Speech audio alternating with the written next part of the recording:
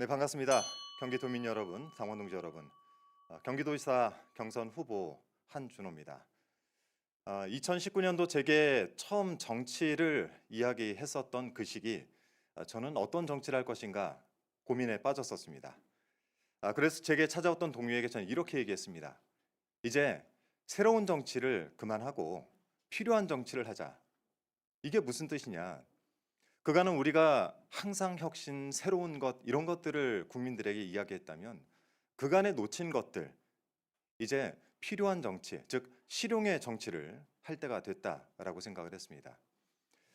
저는 21년간 직장을 다니면서 IT 업계, 금융업계, 그리고 언론계와 청와대를 거쳐 고 이해찬 대표님께 발탁이 돼서 정치 생활을 하기 시작했습니다. 경기도민으로 서울로 출퇴근을 하면서 새 아이를 키우면서 제게 가장 컸던 문제가 하나 있었습니다. 아침에 10분, 아침에 30분이 결국 하루 일과 중에서 내게 만들어내는 시간이 굉장히 힘들었던 것이죠. 네, 그 앞에 PT를 좀 보여주시기 바랍니다. 경기도민들의 삶은 결국 시간 주권, 내 시간을 어떻게 쓸 수 있느냐에 대한 문제인 것입니다. 그간 버스가 부족해서 사람들이 버스가 부족해서 서울로 가는 시간이 지체됐던 것이 아닙니다. 결국에는 서울과 경기도의 행정의 벽이 높았기 때문에 이 문제를 해결하지 못했던 것입니다.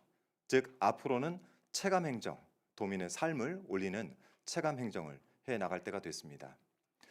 오늘은 저는 복잡한 이야기보다 간단한 비전들을 한 5가지 정도 여러분께 제시를 할까 합니다. 경기도에 살면서 가장 힘들었던 것들, 이 경기도 간의 이동, 그리고 우리가 이 안에서 좀 빠르게 어떻게 움직일 것인가 하는 교통혁명에 대한 이야기 많이들 들어봤는데요. 저는 그 문제를 이렇게 풀었습니다. GTX 링. GTX 링이 뭘까? 라고 물어보시는 분들이 많이 계시는데요. 서울엔 2호선이 있죠. 경기도에는 경기도형 2호선, 순환 열차, GTX 링이 필요합니다. 역간 2분 정도의 서울의 2호선에 비해서 이 드넓은 경기도를 다니기 위해서는 GTX 링과 같이 빠른 고속 열차가 필요합니다. 경기도에 10곳 정도의 거점들을 연결해주는 GTX 링, 이를 통해서 경기도의 균형 발전을 이뤄낼 수 있는 틀이 됩니다. 저는 출마를 앞두고 철도팀을 만들었습니다. 그래서 직접적으로 여기에 대한 예산 추계까지 빠르게 만들어냈었습니다. 이 예산 추계들을 가지고 저희가 다시 한번 학습하고 결과를 낸 끝에 이 GTX 링은 가능하다라는 판단을 하게 된 것이죠. 여러분께 다음 들을 얘기는 이 GTX 링과 함께 경기도 전역을 연결하게 되는 거점들, 즉 어떻게 균형 발전을 이룰 것인가, P10 프로젝트, 판교 10개 만들기, 좀 직관적으로 설명을 드렸습니다. 경기도는 GRDP가 세계 우리나라 1위입니다. 그런데 경기 북부와 남부를 나누고 보면은 결코 그렇지가 못합니다. 그렇기 때문에 이 경기 전역에 판교 10개 만들기 프로젝트를 진행해 볼까 합니다. 어떻게 하느냐? 우선 경기도에 있는 3기 신도시의 자족용지를 이용합니다.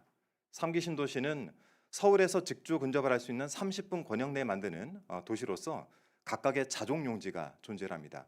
예를 들어 고양시에는 38만 평 정도의 자족용지가 존재를 하고, 하남 교산 같은 경우에는 18만 평 정도의 자족용지가 존재를 합니다. 이러한 자족용지는 하드웨어가 되고 여기에 기업들을 어떤 기업과 어떤 기업들을 집중적으로 지원할 것인가, 이런 스킴들, 즉 제도를 만들게 되면 먼저 5개의 판교를 만들어낼 수 있다라고 저희는 판단을 했습니다. 이를 통해서 GTX 링과 P10 프로젝트를 연결하게 되면 경기도 전역에 균형 발전을 이룰 수 있는 기본적인 틀이 만들어지게 되는 것입니다. 이어서 경기 북부에 대한 이야기를 좀 드릴까 합니다. 경기도의 GRDP는 우리나라의 1위. 하지만 북부 지역의 10개 지역만 떼서 생각을 하게 되면 전국 최하위권에 머뭅니다. 앞서서 후보님들께서도 말씀 주셨지만 많은 규제들, 이 문제들을 어떻게 풀 것이냐. 제가 경기 북부에 대한 문제를 부딪히고 나서 찾게 된 자료가 하나 있습니다. 고양시하고 수원시에서 만들어낸 자료인데요. 이 자료에 보면 수도권 규제 중에서 과밀 억제 권역을 풀어내게 될 경우에 얻게 되는 경제적 효과에 대해서 나와 있습니다. 이 경제적 효과는 정확하게 70조 정도의 경제 유발 효과가 있다라고 자료에 나와 있습니다. 해서 이 자료들을 행정학회에 넘겨서 조금 더 세심한 검토를 현재 받고 있습니다. 다만 이 자료에 기반해서 말씀을 드리면 50조 정도가 인천, 서울, 경기에서 유발되는 경제 효과이고 나머지는 비수도권에서 만들어지는 경제 효과입니다. 특히 수도권에 나오는 경제 효과 중에서 한 15조 정도를 특별 회계에 담아서 이를 통해서 다른 비수도권을 지원을 하게 되고 나머지 서울과 경기, 인천에서 이 경제 유발 효과를 통해 어려운 지역들을 지원하게 된다면 저희는 이 균형 발전들을 P10 프로젝트, GTX 링과 함께 재원으로서 뒷받침할 수 있는 계기가 됩니다. 그래서 경기 북부는 이런 생각을 가졌습니다. 힘이 없구나. 한때는 경기 북부 특별자치도에 대한 문제도 나왔지만 지금은 그 이야기가 들어갔죠. 이제는 경기 북부 메가시티, 즉 함께 공동체로서 어떤 특별한 도로 떨어져 나가는 것이 아니라 경기도가 책임을 지고 협상을 이끌어 나간다. 그래서 규제혁신위원회 같은 종합규제를 일괄적으로 정부와 기타 다른 광역단체들과 함께 풀어낼 수 있는 단위를 만들어서 협상에 직접적으로 임한다라는 제안을 좀 드리고 싶습니다. 제가 이번에 드릴 말씀은 5분 생활권 돌봄과 관련된 내용인데요. 제가 아이들을 키우면서 직장을 다녀보니까 이 매일 아침 아내하고 전쟁입니다. 오늘은 내가 데려갈지, 퇴근할 땐 누가 데려올지 이런 걱정들을 하고 지낼 때 제가 이것들을 정책적으로 국회의원이 돼서 어떻게 풀어냈나라는 이야기를 잠깐 드리면서 5분 생활권 돌봄에 대해서 말씀 좀 드리겠습니다. 저희 지역에 행신역이라는 곳이 있습니다. KTX역이 있고 그리고 경의중앙선이 지나갑니다. 아침마다 직장을 다니는 분들이 아이를 맡기고 다시 한 20분을 달려와서 역에서 지하철을 타고 출근을 합니다. 이거 안 되겠다. 뭔가 거점형 어린이집을 만들어서 바로 역 옆에서 아이를 맡기고 출퇴근을 하는 것이 어떨까? 이런 고민을 하게 된 끝에 철도공단과 함께 전국에서 두 번째로 저희가 거점형 어린이집을 만들게 됐습니다. 첫 번째도 고향에 있고요. 두 번째도 고향에 있습니다. 이 어린이집을 만들고 나니까 부모들의 칭찬들이 대단했습니다.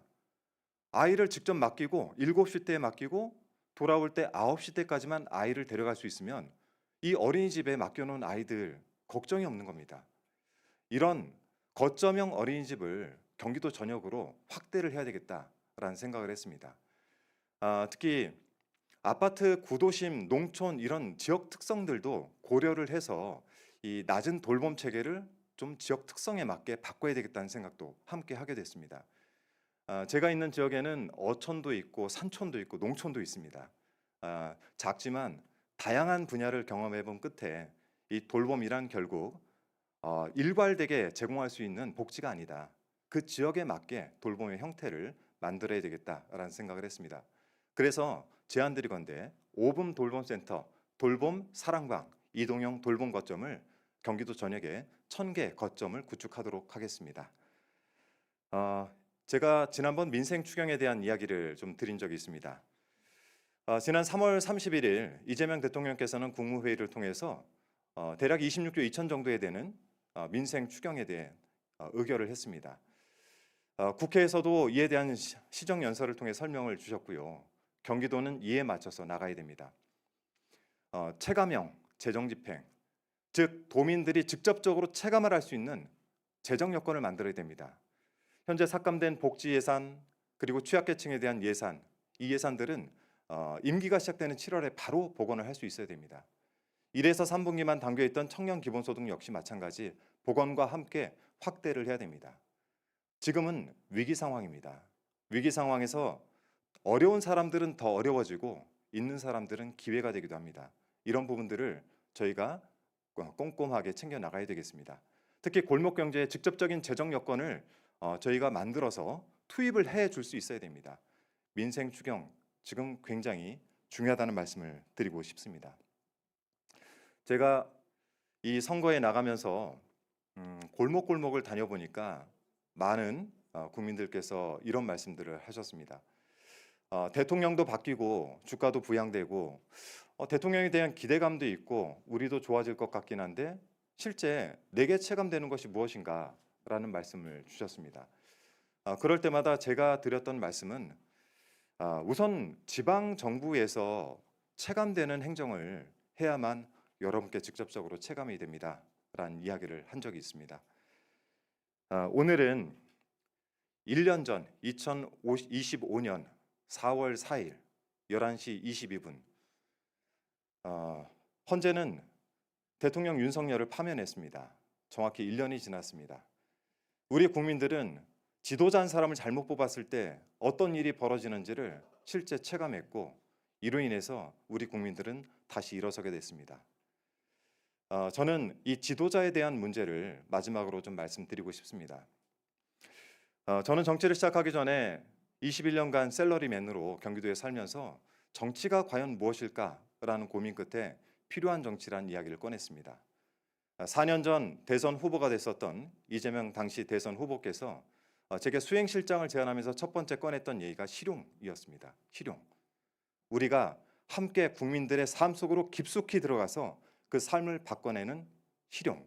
이 실용을 통해서 억강부양, 대동세상을 만들어봤으면 좋겠다라는 말씀을 주셨습니다. 지도자의 역할은 그렇습니다. 권력을 위임받는 것이죠. 권한을 위임받고 그 권한을 국민들을 위해서 어떻게 쓸 것인가를 고민하는 것입니다. 저는 준비가 되어 있습니다. 많은 경험들이 있고 크고 작은 성공 사례들이 있습니다. 주택과 교통에 대한 성공 사례가 있습니다. 국민들 속에서, 도민들 속에서 살아왔던 경험이 있습니다. 제게 맡겨주신다면 국민 속으로 깊숙이 들어가서 도민들에게 자주 보이는 그런 도정을 할 수 있다라고 자부하고 있습니다. 마지막으로 4월 5일부터 7일까지 투표가 진행됩니다. 저는 저의 도전이 여기서 끝날 수도 있고 여러분의 선택에 따라서는 그 도전을 더 이어나갈 수도 있습니다. 4월 5일부터 7일까지 있는 투표에 많은 참여 부탁드리겠습니다. 대한민국은 이재명, 경기도는 한준호입니다.